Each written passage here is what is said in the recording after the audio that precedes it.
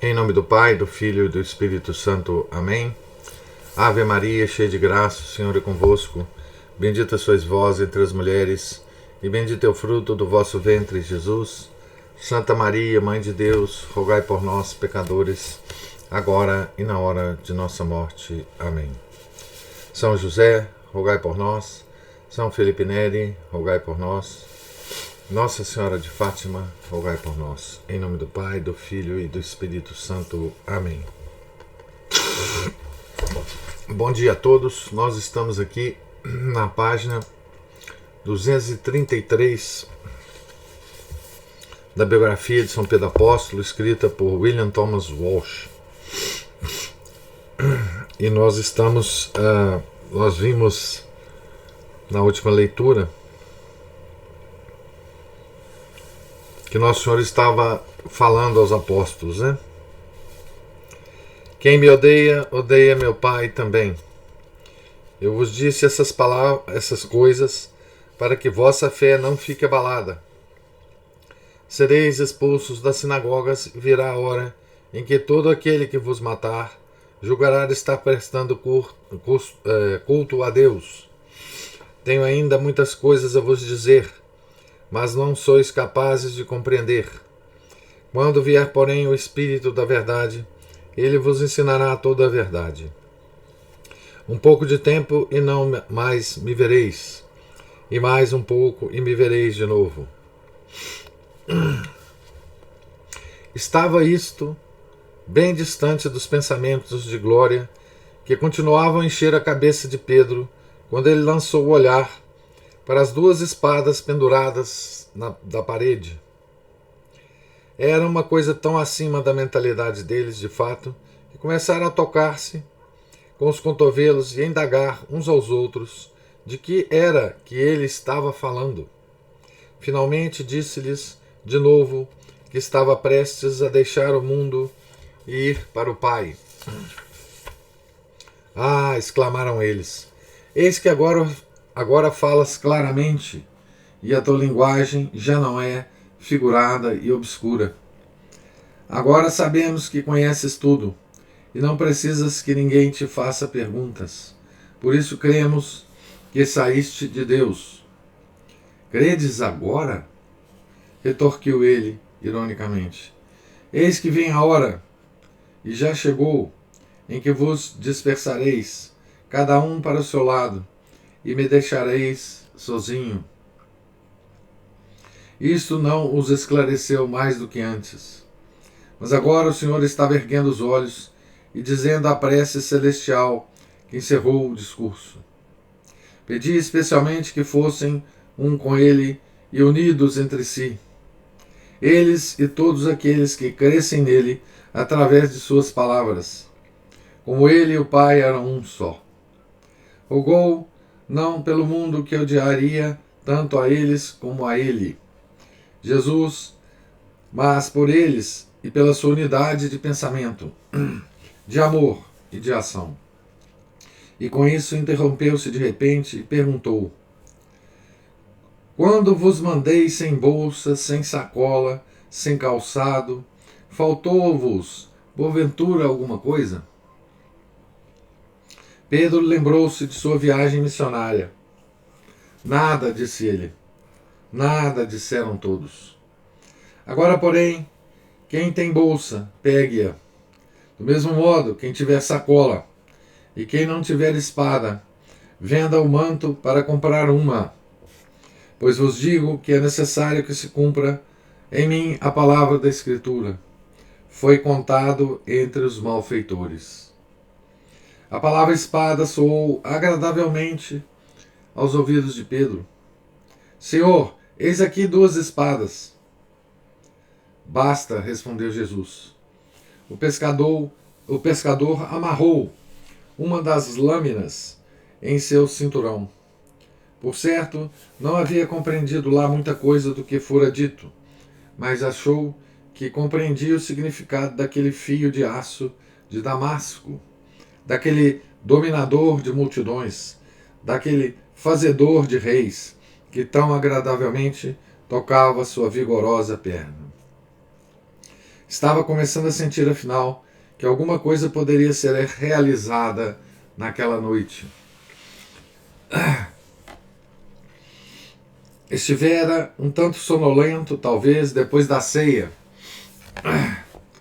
mas ficara completamente desperto e alerta agora, quando todos se levantaram para sair e seguiram o Senhor pela escada exterior até a rua. Então, essa é a quinta-feira, né? Depois da instituição da Eucaristia.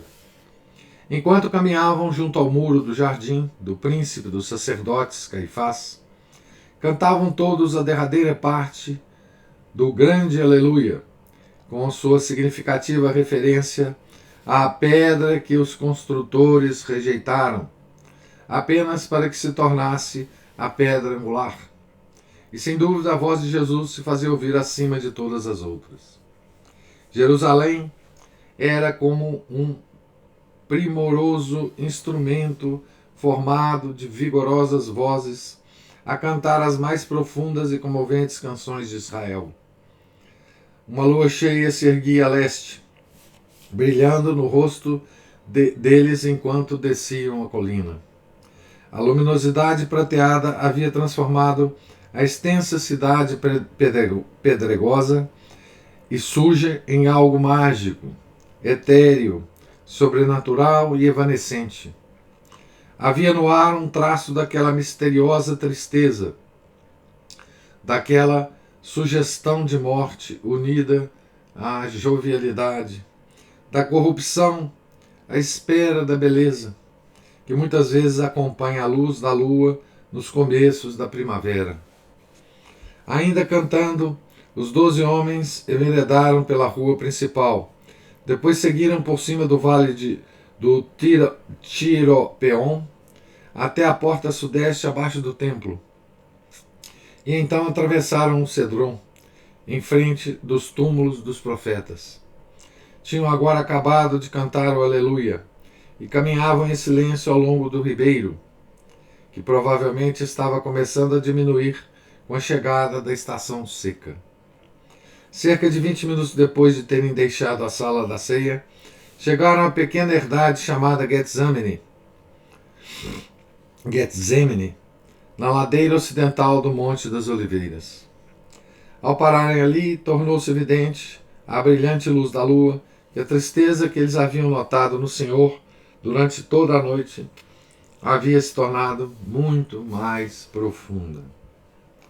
Parecia, abre aspas, sentir pavor e abatimento, fecha aspas. Os 11 também não puderam deixar de sentir-se deprimidos e inquietos. Jesus deixou 8 deles à porta do horto e, acenando para que Pedro e os 2 filhos de Zebedeu o acompanhassem, entrou subindo pesadamente a ladeira, uns 200 ou 300 metros antes de parar. A minha alma está numa tristeza mortal, disse ele. Ficai aqui e vigiai.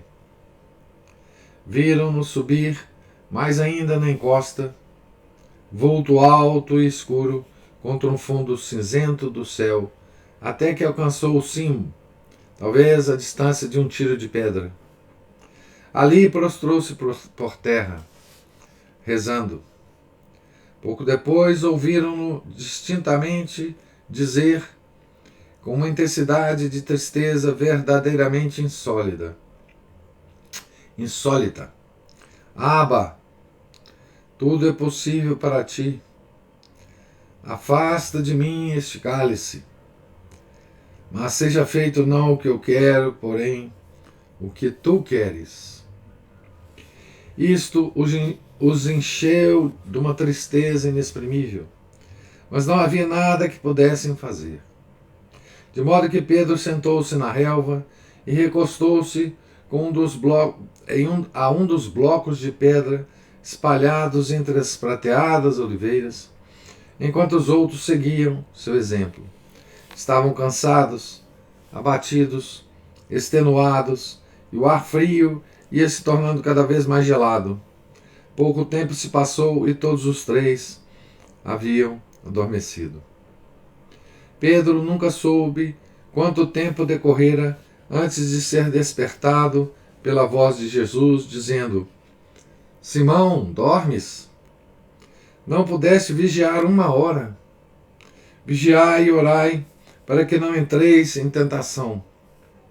O espírito está pronto, mas a carne é fraca. Todos eles se mexeram e tentaram erguer-se. E como Jesus houvesse voltado para o cume da colina, puderam ouvi-lo rezando como antes: Pai, se é possível. Quando isso aconteceu pela terceira vez, não se recordaram de mais nada. Foi somente da boca do jovem João Marcos, que os havia seguido da sala da ceia e estivera a escutar ali no horto, que Pedro finalmente soube o que tinha ocorrido. Sobre aquele vulto solitário e prostrado, as hostes infernais estavam acumulando o peso de todos os pecados humanos e de toda a ingratidão até o fim dos tempos. Vindas do futuro para zombar dele e escarnecê-lo, chegavam as sombras daqueles pelos quais o seu sacrifício seria inútil. À medida que o tempo se encolhia ante a infinitude de sua dor, ele parecia estar estirado sobre uma cruz que ocupava o vazio do firmamento de um extremo a outro, e o enegrecia até o dia de juízo. Talvez tivesse morrido se o anjo da agonia não tivesse chegado para consolá-lo. Pedro não sabia disto. Com o musculoso peito arfando e a espada a seu lado, cintilando sombriamente sobre a meia luz maléfica, dormia profundamente. Então aqui é a agonia, né? No Jardim das Oliveiras. Então vamos continuar aqui. Nós vamos mudar de capítulo, mas a descrição continua, né? Uma bela descrição. Capítulo 21. Acordou num sobressalto. Havia alguém bem diante dele, olhando-o, e quando conseguiu despertar de todo, viu que era o Senhor. Mas algo lhe havia acontecido. Não somente parecia sucumbido ao peso de uma fadiga e de uma tristeza infinitas, mas seu rosto também estava diferente. A luz da lua refletida nele, adquirira um estranho brilho fosco. Pedro sentou-se, esfregou os olhos e olhou de novo. Podia ver plenamente agora. A fronte de Jesus estava toda molhada de sangue. Descia-lhe pela barba e pingava no chão. Dormi agora e descansai, disse Jesus. Basta, é chegada a hora. Eis que o Filho do Homem será entregue nas mãos dos pecadores. Levantai-vos, vamos. Aquele que vai me entregar está próximo. Ao levantar-se cambaleante, Pedro ouviu, vindo lá de baixo da colina, o murmúrio de vozes e o tropel de pesados pés sobre os rochedos. Conseguiu distinguir o bruxulear de lanternas, o luzir de tochas, o cintilar do luar nos elmos de aço, nas espadas e escudos. Um destacamento de soldados romanos vinha subindo a colina com os superintendentes do templo e a guarda do palácio dos príncipes dos sacerdotes, acompanhados de variada multidão das ruas, apressadamente armada de paus e de clavas. Quando se achavam mais próximos, Pedro viu Judas à testa da coluna de gente. Tinham esperado talvez encontrar o Senhor adormecido ou a rezar.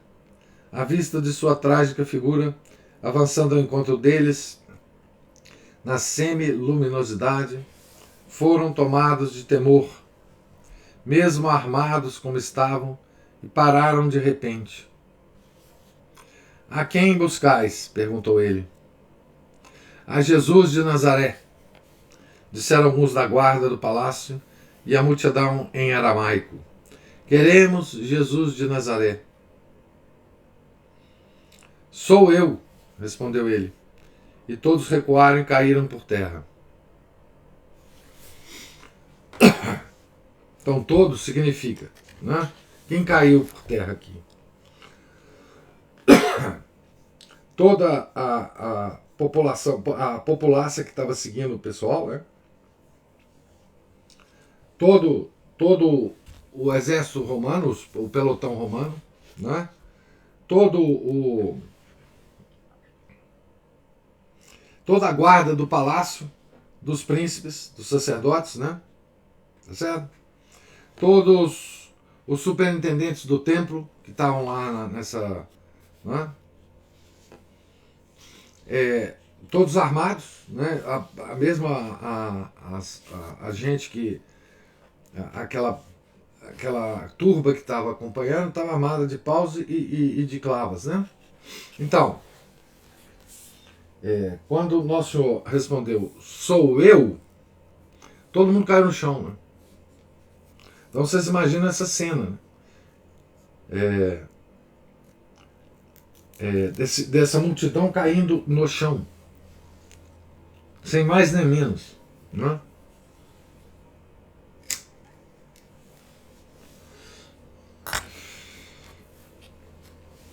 Então, continua. Mais uma vez ele perguntou, a quem buscais? A Jesus de Nazaré, repetiram, ao se levantarem cambaleantes.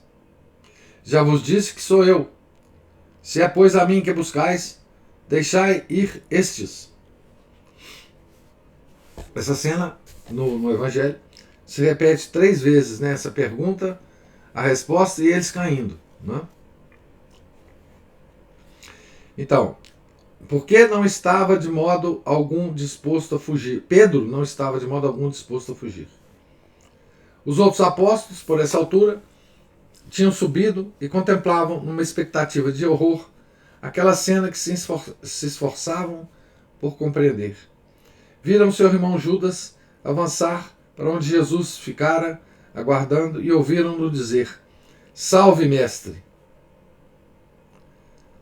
Amigo, a que viestes? A que vieste? Perguntou Jesus calmamente. Salve, mestre! E Judas deu-lhe o beijo combinado. Judas, com um beijo, entregas o Filho do Homem? Os apóstolos tomaram agora plena consciência do que tinha ocorrido. Seu primeiro impulso foi o natural, de uma amarga cólera contra o traidor. Nenhum maior engano do que a crença popular de que aqueles homens se puseram a correr imediatamente como covardes. Pelo contrário, estavam prontos a defender seu mestre contra a grande superioridade numérica, se ele lhes desse a ordem. Senhor, vamos atacá-los com espada? Gritou um. Gritos e imprecações em aramaico chocavam-se no ar noturno, coisas como ladrão, traidor, a espada, abaixo com Judas, abaixo com o filho do diabo, ladrão, ladrão. Foi justamente por esse instante que Simão Pedro estivera à espera. Desembainhou a espada, ergueu-a cintilante acima da cabeça e descarregou-a com vigoroso golpe sobre o inimigo mais próximo, que aconteceu ser um tal Malco, servo de Caifás. Quer o sujeito tivesse se movido bastante e na hora exata, ou Pedro, que não era um experimentado manejador de espada, houvesse falhado seu alvo, o certo é que o golpe, destinado a fender o crânio, apenas decepou a orelha direita. O corpulento pescador já se dispunha à nova tentativa, quando a voz do Senhor caiu decisiva sobre ele em meio a todo aquele tumulto. Guarda a espada na bainha, pois todos os que usarem da espada, pela espada morrerão. Ou pensas que eu não poderia recorrer a meu Pai, e que ele não me enviaria imediatamente mais de 12 legiões de anjos? Mas como se cumpririam então as Escrituras, que declaram que assim deve acontecer? Voltando para os soldados e para o guarda, disse provavelmente em grego: Deixai, basta. Viestes armados de espadas e paus, como se viesseis contra um ladrão? Entretanto, eu estava todos os dias convosco no templo, e nunca levantastes a mão contra mim. Mas essa é a vossa hora, e o poder das trevas. Neste momento, curou a orelha de Malco, apenas tocando-a. Então, veja bem, aqui nessa cena, né, ocorrem duas coisas que todo mundo viu, né, com os próprios olhos, né, sem contar as emoções que estavam, enfim, agindo, né, em todo mundo aqui, né. Primeiro foi o tombo dessa turba 3 vezes, não é? E parece que ninguém se tocou para o que tinha atingido esse batalhão, né? Para eles caírem, para eles perderem a sustentação do corpo, né? Veja, isso eram soldados, né? Eram pessoas treinadas, musculosas, né? Com força, né? E de repente, por 3 vezes, eles perdem a força das pernas e caem, né? Depois, eles viram Jesus curar a orelha decepada do Malco, né? E eles não se tocaram para a cena, né? Esse pessoal não se tocou de que quem era aquele que eles vieram prender, né, e levar preso. Ninguém desistiu frente a essa demonstração de poder extraordinário, né, dessa figura que estava na frente deles, né. Então, por aí se vê, né, como que um coração endurecido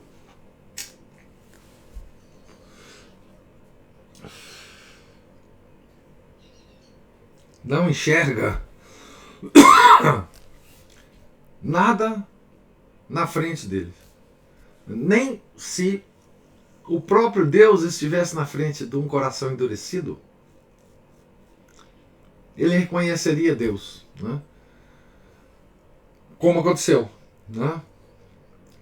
Ali, Jesus o tal Jesus de Nazaré, né?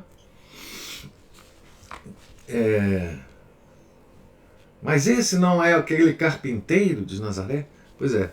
Então, eles estavam de frente do Jesus de Nazaré que os fez cair 3 vezes, sem nenhum motivo, né? E curou a orelha decepada de um companheiro deles. Estavam na presença dele. E não ouviram. Né? E eles viram naquela figura que acabou de fazer 2 milagres extraordinários, só um ladrão que tinha que ser morto, né? E é por isso que Deus vai ficar 2 vezes em silêncio pouco depois disso aqui, né? Porque nas 2 situações em que ele ficará em silêncio, é porque ele já não mais já tinha desistido de falar alguma coisa para aquelas almas que estavam na frente dele, né? As almas já estavam perdidas, Não havia a menor possibilidade de falar, de Deus falar para as almas, pessoalmente, né? Então vocês imaginam, né, o que acontece na nossa vida quando a gente tem as várias manifestações de Deus, não pessoalmente, obviamente, na nossa vida, e a gente simplesmente não vê-lo, a gente não consegue vê-lo, né? A gente não consegue detectar a presença dele, né? Por mais extraordinário por mais extraordinário que os efeitos dele na nossa vida possam ser, né? Nós simplesmente não vemos, né? Isso é exatamente o efeito de um coração endurecido, né? Ele cega, né? O coração endurecido cega a pessoa, né?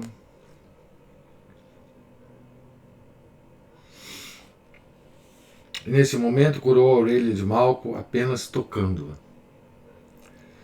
Uma mórbida sensação de fracasso e desilusão invadiu, então, Pedro e os Boanerges.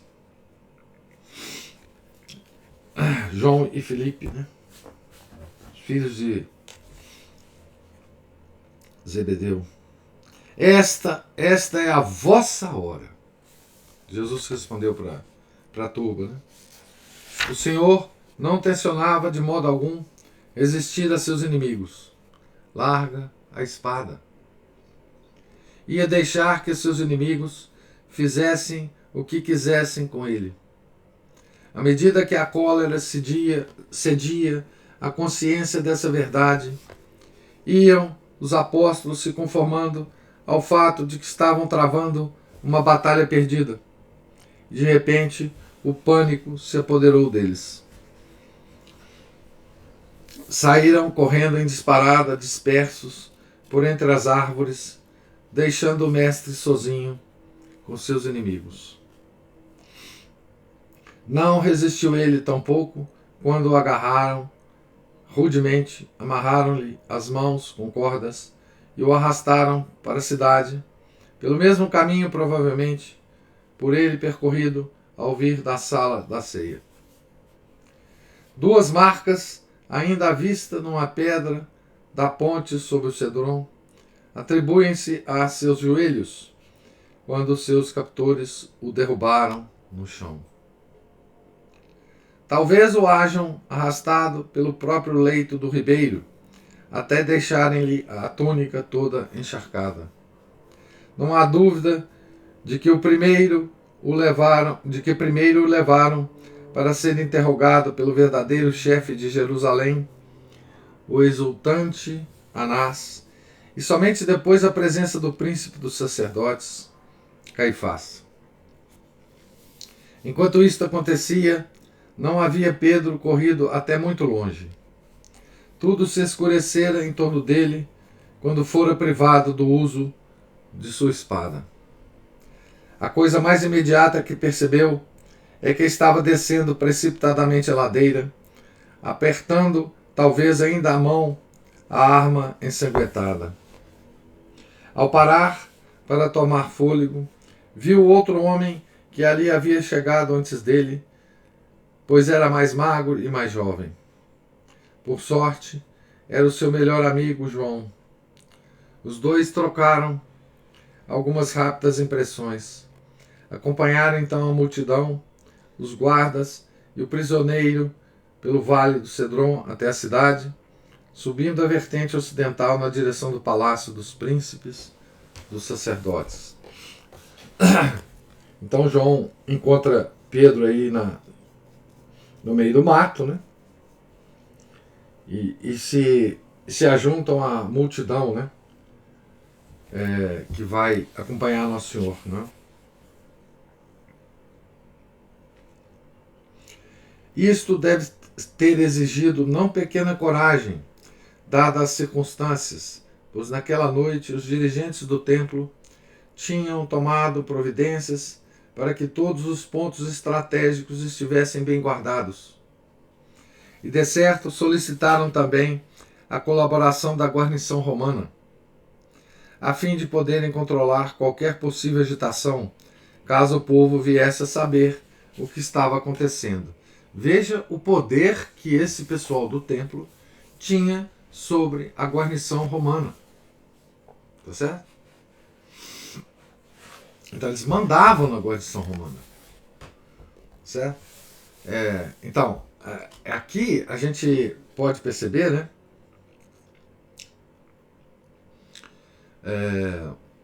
O quanto é falso essa visão de uma dominação terrível que Roma tinha em Jerusalém.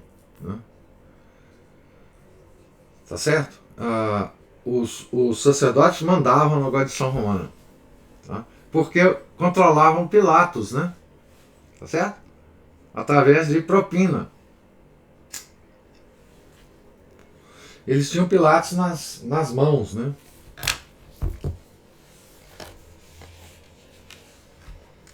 Através de todas essas forças hostis, Pedro e João foram caminhando audazmente até chegarem diante da casa de Caifás. Possivelmente estavam aferrados à esperança de que o Senhor aguardava a sua hora e ainda haveria de permitir que eles descarregassem o golpe que o libertaria. Pedro talvez ainda trouxesse presa pela mão, sob a túnica, a velha espada, enquanto caminhava sob a brilhante luz da lua. Teve de esperar fora do palácio, pois ninguém era admitido naquela noite se não fosse identificado pela porteira. João, porém, já que era conhecido do pontífice, aqui essa informação, né, é dada no Evangelho de São João 18:15. Possivelmente, graças a relações familiares, conseguiu entrar para fazer um reconhecimento.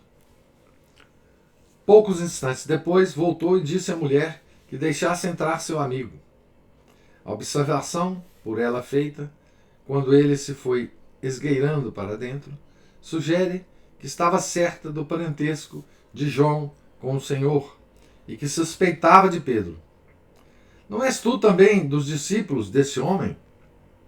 Não sou, respondeu Pedro. Esta mentira pode ter sido dita mais por habilidade do que por covardia. Um homem não entra numa casa cheia de inimigos porque está com medo. O colérico apóstolo mais provavelmente tinha alguma ideia da possibilidade de ajudar seu senhor e escapar quando se dirigiu para um pátio de não extensas dimensões, repleto de guardas do palácio, de funcionários do templo e de pensionistas dos filhos de Anás. Muitos deles se haviam reunido no centro do pátio, em torno de uma fogueira cheia de carvão a arder, pois era quase meia-noite e o frio ia aumentando. Abre aspas, e Pedro estava também com eles e aquecia-se, fecha aspas. Não tardou em arranjar um lugar vago num banco. Sombras fantásticas, algumas formadas pelo braseiro ali embaixo, outras pelo luar acima, misturavam-se refletidas nos altos muros e grotescamente projetando-se sobre ele, sentado entre os inimigos de seu mestre e de mãos estendidas para o braseiro. Não tendo conseguido penetrar na casa, teve Pedro de contentar-se com ouvir. Era mais do que o bastante. Entretanto, João havia provavelmente tido entrada no vasto salão onde Anás e Caifás fizeram reunir tantos membros do sinédrio quantos puderam encontrar, provavelmente alcançando o quórum, com homens corruptos por eles instruídos e preparados de antemão para dar um veredito de culpabilidade a um sinal de seu presidente, sentado ao lado do sumo sacerdote. Foi Caifás, porém, que conduziu o interrogatório com todo o esplendor de ouro e púrpura próprio de seu ofício. Enquanto os pavios das candeias de azeite tremulavam ao vento da noite, à luz do chifre que trazia sobre a fronte e do éfode de seu peito reverberava sobre o rosto ainda ensanguentado e reluzente do prisioneiro que, diante dele, permanecia de pé, coberto com uma singela túnica escura, humilde, manietado e silencioso. Esse éfode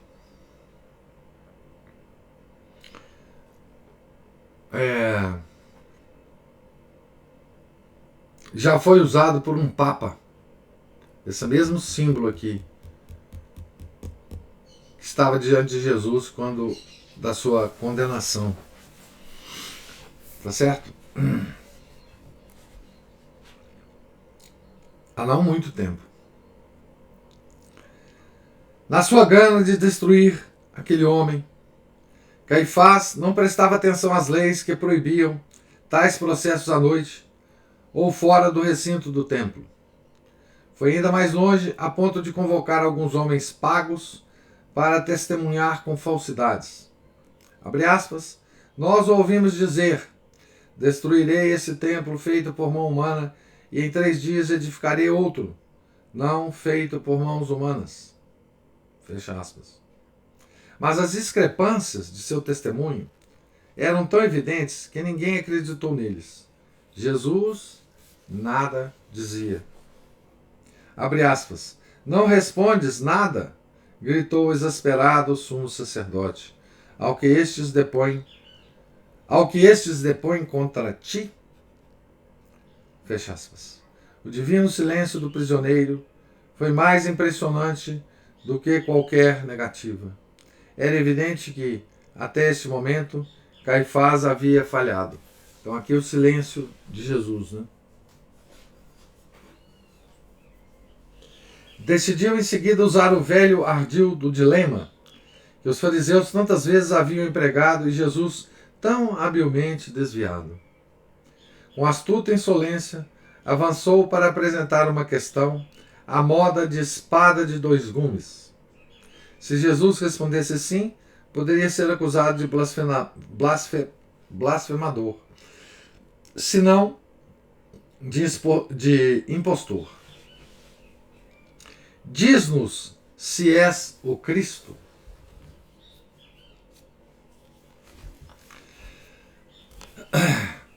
Se eu vos disser, não me acreditareis. E se vos fizer qualquer pergunta, não me respondereis. Isso foi o que ele respondeu. A calma majestade desta resposta pareceu dar ao orador uma vantagem. Seu acusador estava de má fé e deveria conhecer a resposta. Jesus não se dignou em dá-la. Mas Caifás sabia que havia outro meio de fazer a pergunta, de modo que não pudesse Jesus recusar-se a responder. E lançando mão desta derradeira arma, ele a proferiu com força vingativa, dizendo: Eu te conjuro, pelo Deus vivo, que nos digas se és o Cristo, o Filho de Deus. Eu sou, disse Jesus, e vereis o Filho do Homem sentado à direita do poder de Deus, vindo sobre as nuvens do céu.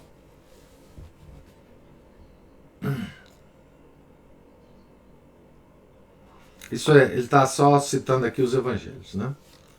A ironia dessa reversão era de tirar o fôlego. Respondendo à pergunta, Jesus se tornara o juiz, pronunciando sentença contra Caifás. E apresentou-lhe em troca um terrível dilema. O sumo sacerdote ou deveria adorá-lo como filho de Deus, ou exigir sua morte por blasfêmia, de acordo com a lei de Moisés. Então,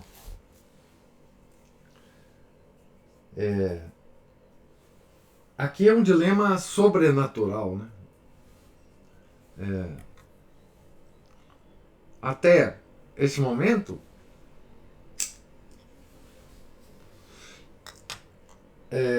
Caifás podia alegar que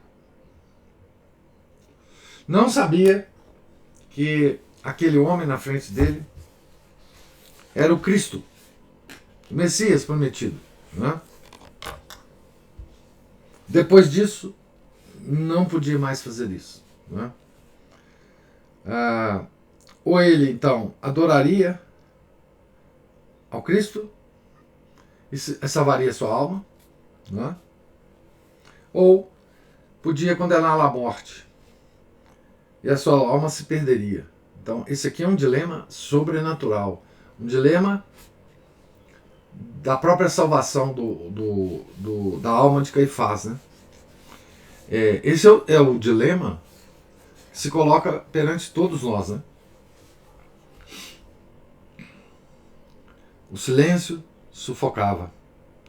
Foi quebrado pelo ruído de pano rasgado, quando o sumo sacerdote dilacerou completamente suas roupas externas e internas, como estipulava a lei, e gritou em vociferante brados que ecoaram pelo pátio inferior até a rua.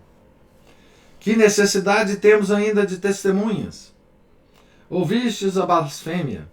E voltando-se para os anciãos do conselho, perguntou: o que vos parece? Morte. É réu de morte. O coro foi unânime. Então, eu vou parar aqui a leitura nessa condenação, né, de Caifás a Nosso Senhor, né? É Caifás que o condena, né? Certo? Anás é quem manipula por trás, né? Mas quem condena é Caifás, né? Então, Caifás escolheu um caminho, né, da perdição, né? O caminho da perdição. Ele teve a possibilidade de adorar a Nosso Senhor, mas escolheu o caminho da perdição, né? Então, esse caminho de Caifás, né, é o caminho que o mundo moderno escolheu, toda a modernidade escolheu, né? De um modo geral, principalmente depois de certos eventos históricos que a humanidade viveu, né? Então, para além das escolhas individuais, porque não é a humanidade que vai para o inferno, é cada um de nós que vai para o inferno, né? Que temos a possibilidade de ir, né? Mas digamos, a cultura moderna condenou Nosso Senhor exatamente como Caifás, né? Toda vez que nós, a própria igreja, né,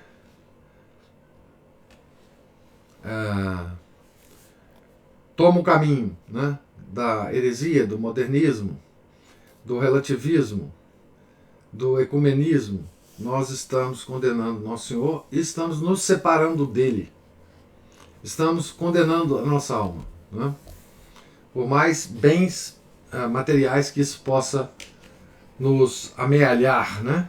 Então aqui, muito provavelmente, quer dizer, provavelmente não, o certo é que os bens do Caifás e Anás não foram tocados, né, por essa escolha que eles fizeram, né?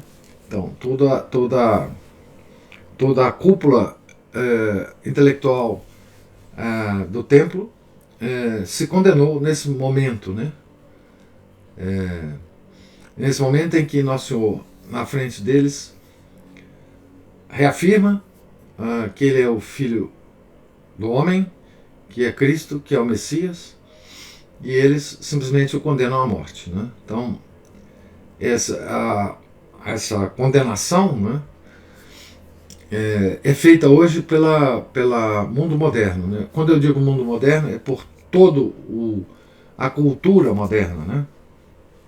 As artes, em todas as suas manifestações, né? artes plásticas, música, arquitetura, literatura, né? Pela ciência, que é hoje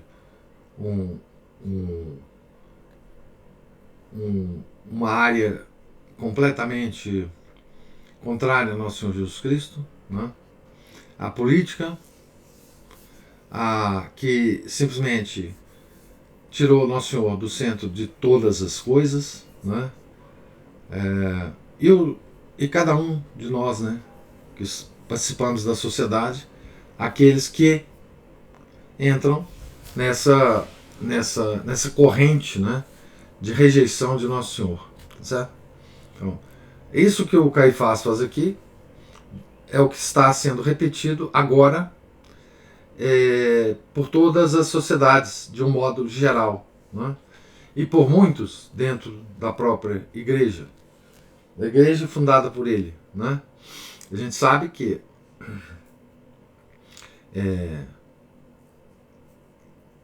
a igreja, como tal, como o corpo místico, ela nunca se condenará, mas aqueles que estão dirigindo a igreja, nos seus mais altos escalões, estão fazendo o que Caifás fez, né? Por exemplo, na medida em que tem acontecido certas coisas no Vaticano, desde muito tempo, né?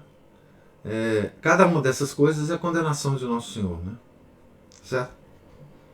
Então, a estátua de Lutero dentro do Vaticano, o selo comemorativo dos 500 anos da Reforma, que foi emitido pelo Vaticano, todas as barbaridades que nós vemos os papas fazerem e dizerem, tudo isso é a condenação de Caifás, né? Repetida. E agora pelos próprios altos escalões da igreja. E isto é repetido por nós toda vez que nós tomamos o partido de Caifás e não o partido do nosso Senhor Jesus Cristo nas nossas vidas em particular, né? Tá certo? Isso é que Nosso Senhor reclamou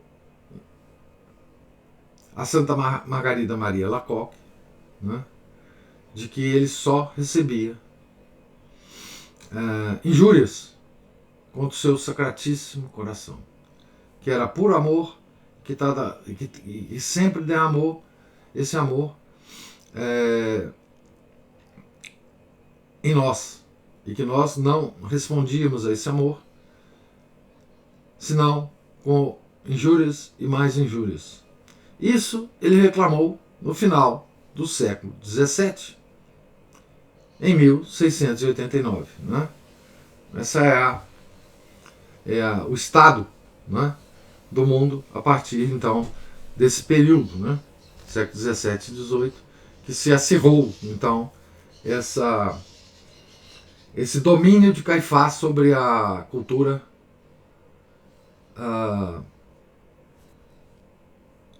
ocidental, né? Sobre o Ocidente, né, cristão, certo? Então, quero ouvir agora as observações de vocês, se existirem, sobre a leitura de hoje.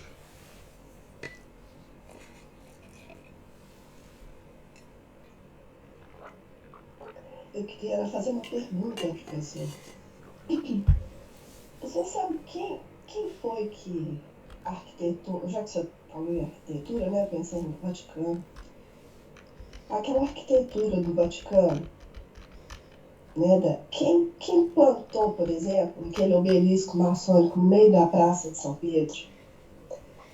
E eu já vi um livro desses aí que como que é semelhante àquela estrutura do Vaticano, o prédio do Vaticano com aquele obelisco, Da mesma maneira, existe lá em Washington, Isso, com a né? Casa O Branca. Capitólio. É o É. Capitólio, não é não? É o É, Capitólio e aqui tem um obelisco também. é exatamente a mesma estrutura, né? Não sei o nome de quem fez aquilo, ou do Papa que, que ordenou aquilo, o que aceitou aquilo. Realmente não sei. Mas em termos de arquitetura, né?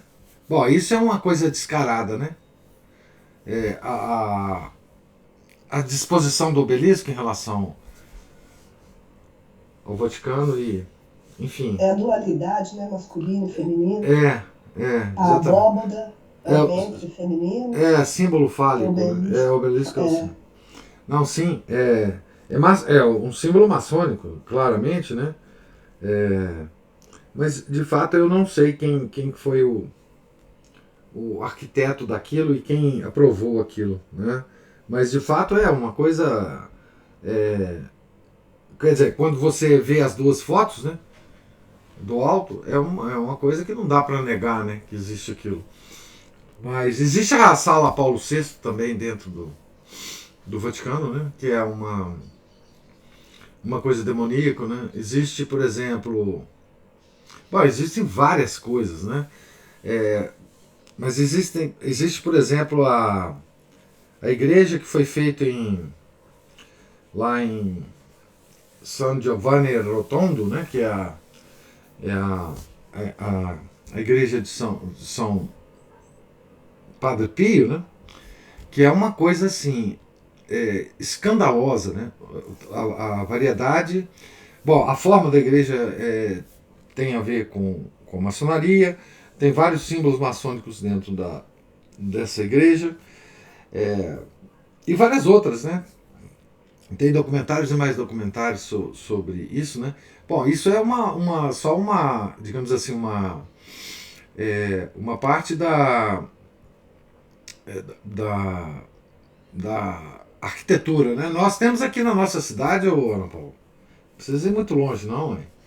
A tal da Catedral Cristo Rei, né? Que está sendo construída aqui. É a prova de que toda a arte, né, se corrompeu terrivelmente, né? Tem também aqueles crucifixos, né, que o Papa carrega, né? Também que é uma coisa pavorosa, né? A forma que Jesus está no crucifixo, enfim, é uma coisa absolutamente. Então, assim, toda a expressão artística, né, atual, ela o mínimo que a gente pode dizer que é demoníaca, né? Isso é o mínimo. Então, é, nós temos que escolher o nosso Senhor, né? Só existem dois senhores para serem escolhidos, né? Ou você escolhe um, ou você escolhe outro. A igreja conseguiu, né, que o mundo escolhesse o Senhor verdadeiro durante séculos. E o mundo produziu, em termos de arte, as mais belas peças que já pode. Enfim, possível ao homem, né, reproduzir. Né? Peças de arquitetura, né, o gótico, por exemplo, né, peças de pintura, né, Fra Angélico, Giotto, Caravaggio, enfim, na música, né, desde o canto gregoriano até a grande música clássica do mundo, né? Então, se você pega a história da música, você vai ver que a igreja construiu a música, a bela música de todos os tempos, né? E por aí vai. A própria arquitetura social do feudalismo é uma coisa extraordinária, né? A literatura, as obras de teologia, de mística, tudo isso é uma arte, uma coisa extraordinária, né? E a vida dos santos, né? A beleza da vida dos santos e tudo mais, né? E por isso nós não vemos mais isso, né? É impossível esse mundo em que nós vivemos produzir qualquer tipo de beleza, né? qualquer tipo de beleza, né? Então, as cidades, a arquitetura, ela está completamente decaída, não existe mais nenhum tipo de concepção arquitetônica de cidade, de prédio, que nos lembre qualquer coisa relacionada com beleza, né? A própria arte moderna, as artes plásticas, né? Elas se degeneraram a tal ponto que não há mais nenhum tipo de conexão que você possa ter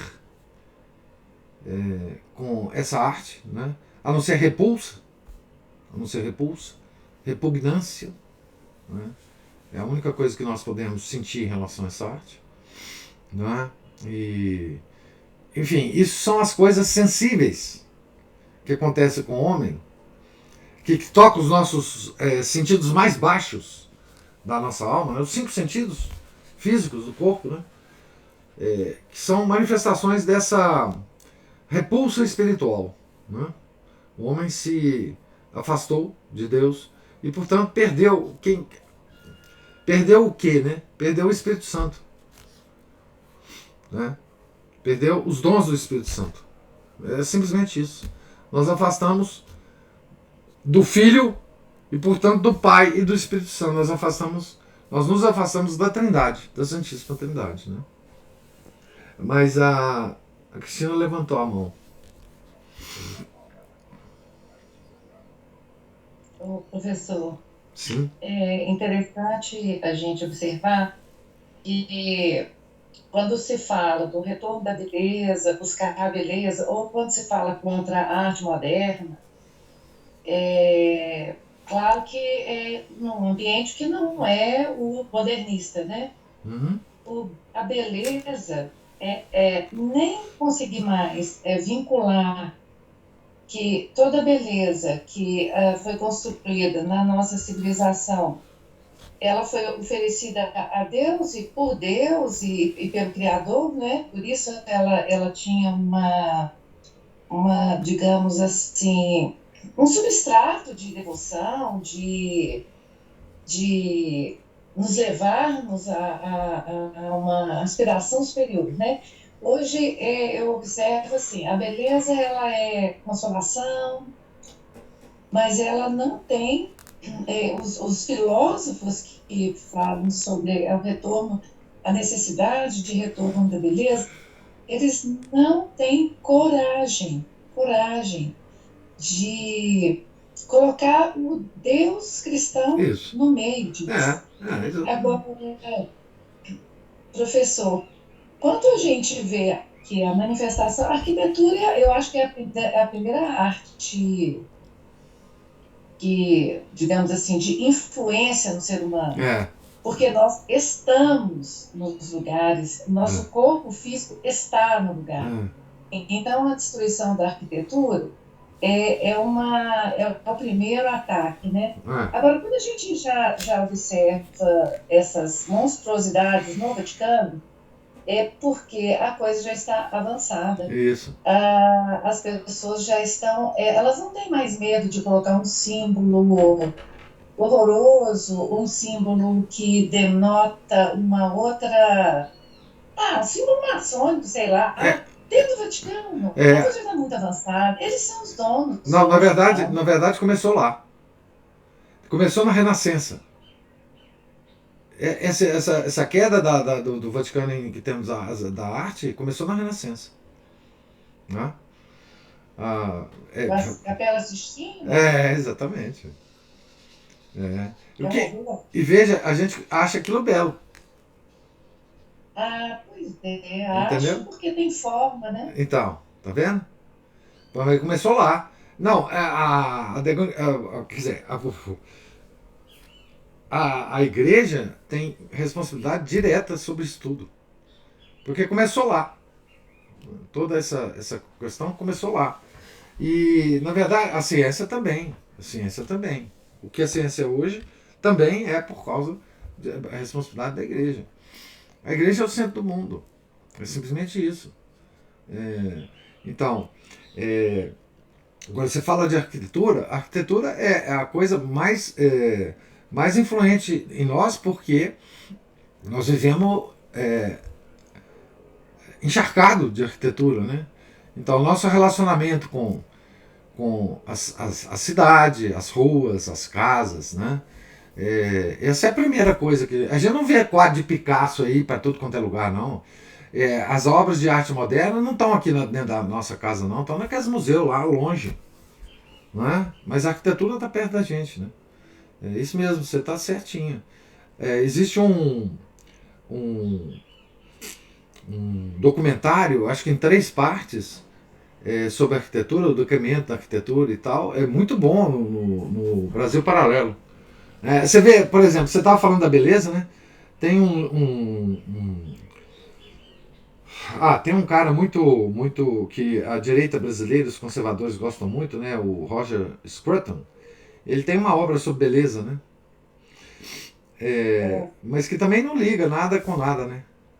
Não, quando eu falo que essa ligação de beleza apenas com a consolação, sem dar nome, porque nós precisamos dar nome. Nosso Senhor Jesus Cristo. Sim, claro.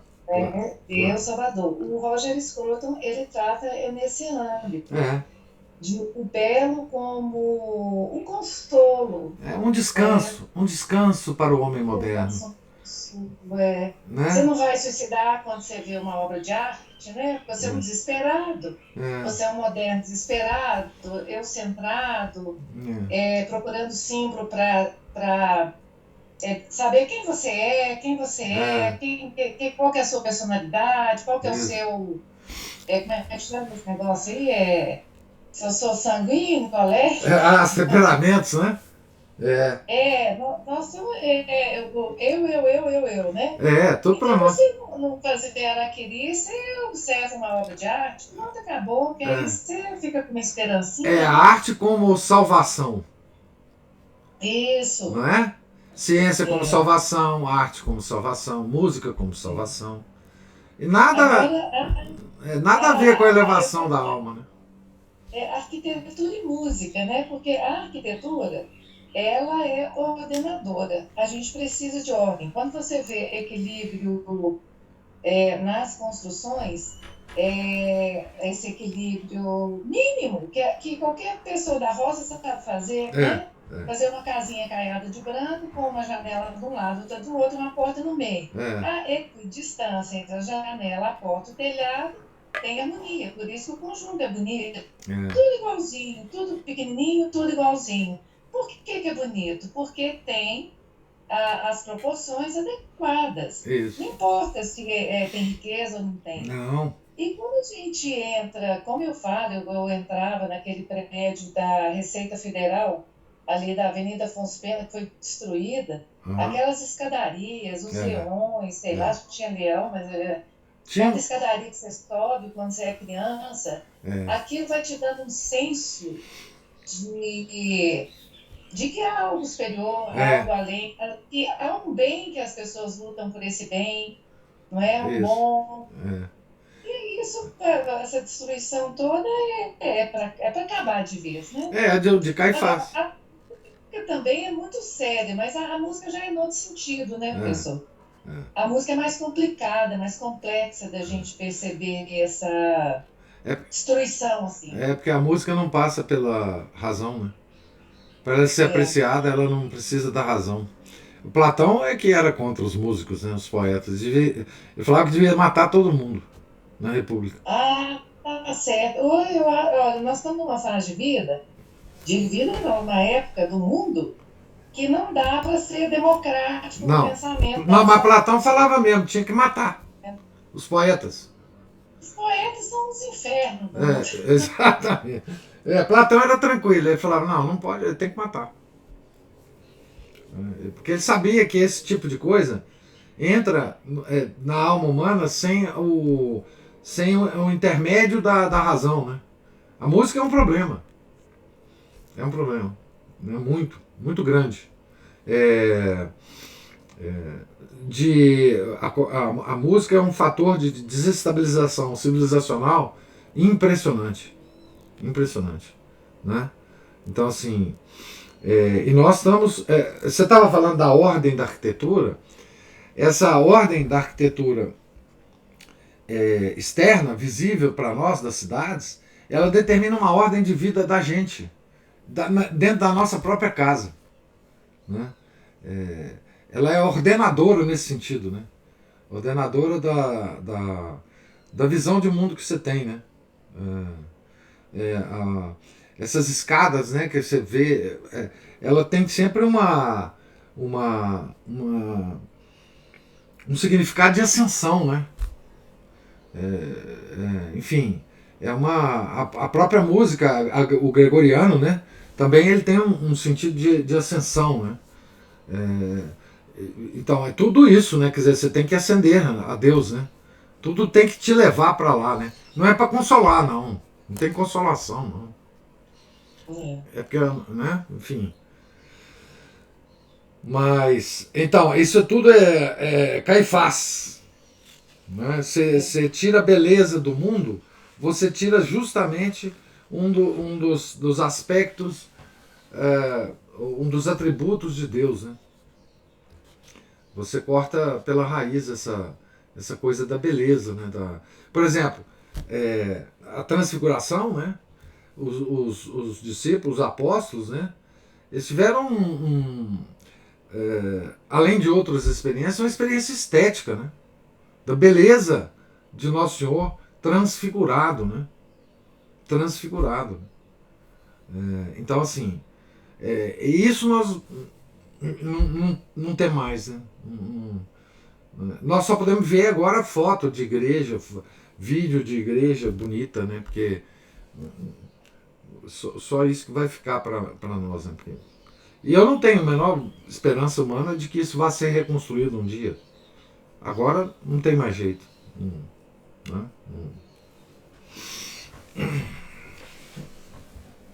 Professor, na hora que o senhor falou, né, sobre a éfode no peito de Caifás, o Márcio me soprou aqui um Papa, que foi o Papa Paulo VI. Pois é, vocês que estão falando, hein? Não sou eu não, hein? É ele mesmo. Então, quando um Papa usa esse símbolo judaico, que estava sendo usado na sessão de condenação de Nosso Senhor, bem, vocês podem imaginar o que isso significa, né? Não sou eu que vou falar, né? Vocês podem imaginar o que isso significa em termos de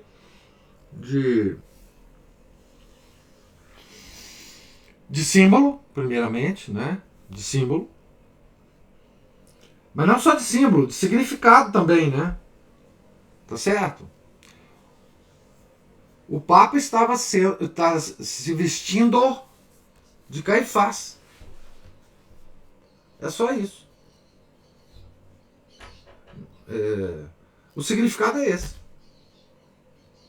Né? Ele estava homenageando, replicando, imitando quem condenou nosso Senhor Jesus Cristo. Né? Então, esse ato, para mim, é mais significativo do que tudo que Paulo VI fez. Porque tudo que ele fez dependeu disso. Antes, inclusive, dele usar, né? Claro. Que ele teve a coragem de usar, a disfarçatez de usar, a blasfêmia de usar, depois que ele já tinha feito muita coisa, né? Então aquilo ali é o centro, para mim, né? Essa opinião minha. Aquilo ali é o centro do... Digamos assim, se a gente quiser fazer uma análise do papado do Paulo VI, para mim você tem que partir daí. E depois você faz as outras coisas. Você pode descrever a história dele, mas o centro é aí, né? Quer dizer, o centro do papado do Francisco não é essas besteiras todas que ele fala, as encíclicas dele, né? É o selo de comemoração de 500 anos da Reforma, tá certo? No ano do centenário de Fátima e a estátua de Lutero dentro do Vaticano. Depois disso, você faz a análise do papado. O João Paulo II, para mim, né, o centro do papado dele é o Encontro de Assis. Papado longuíssimo, né? Papado longuíssimo. Então, o Encontro de Assis. Depois disso, você faz a análise do papado dele, né? Ratzinger também, o Bento XVI também. É o Encontro de Assis também que ele fez. Depois você faz o resto. Porque assim, esse é o. Quer dizer, a gente não pode esquecer a importância dos símbolos e do significado do símbolo. Então, assim. Enfim, é isso, quer dizer. E há também, no caso do Paulo VI, coisas correlatas, tão importantes quanto, né? Que é o túmulo dele, né? Que só tem símbolos maçônicos, não tem símbolo cristão. Mas enfim. Agora, a éfode realmente, para mim, não tem blasfêmia mais.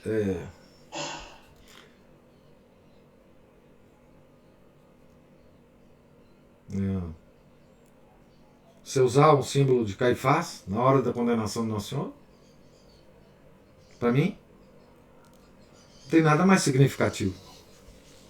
Né? Quem dera que eu estivesse mentindo, né?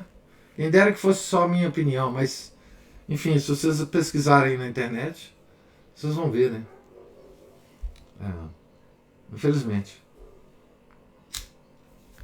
Eu li a biografia dele, que o Dom Luiz de Vila escreveu naquela uma coisa, revista Chiesa Viva. Uma coisa que eu não recomendo para ninguém, mas já que você leu, né? Nossa. É isso. E ele é canonizado hoje, né?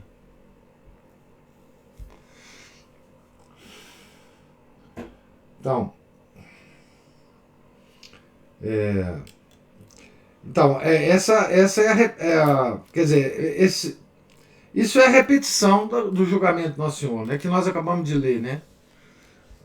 Rasgar as vestes e condenar Nosso Senhor. Então, em vez de adorá-lo, né? Ao invés de ajoelhar ali e adorá-lo, né?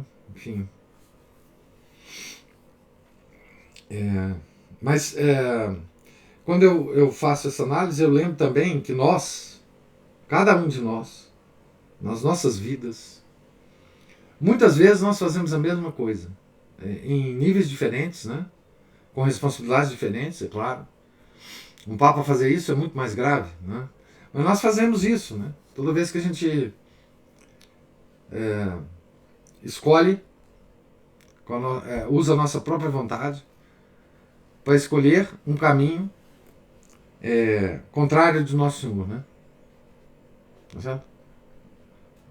Ao invés de adorá-lo, nós escolhemos o caminho da blasfêmia, do pecado, etc, etc, né? E Nosso Senhor não veio em Santa Margarida Maria Alacoque, ele não veio reclamar de Caifás, tá?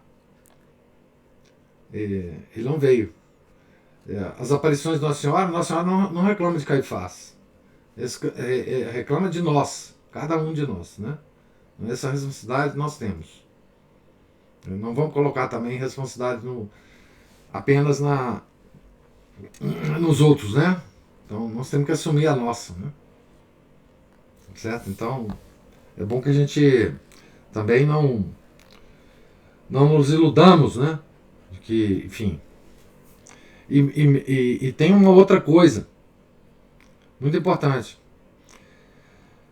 É que quanto mais a gente sabe dessas coisas, mais responsabilidade a gente tem. Né? Mais responsabilidade a gente tem. Quem não sabe disso tem muito menos responsabilidade que nós que sabemos. Né? Então, não nos iludamos. Né? Deus está de olho em todos nós.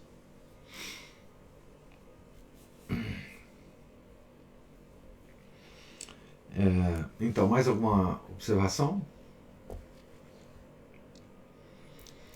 Então, Deus lhes pague paciência, a presença, as observações. Nós estamos aqui no finalzinho da página 245, justamente na hora que Caifás condena Nosso Senhor.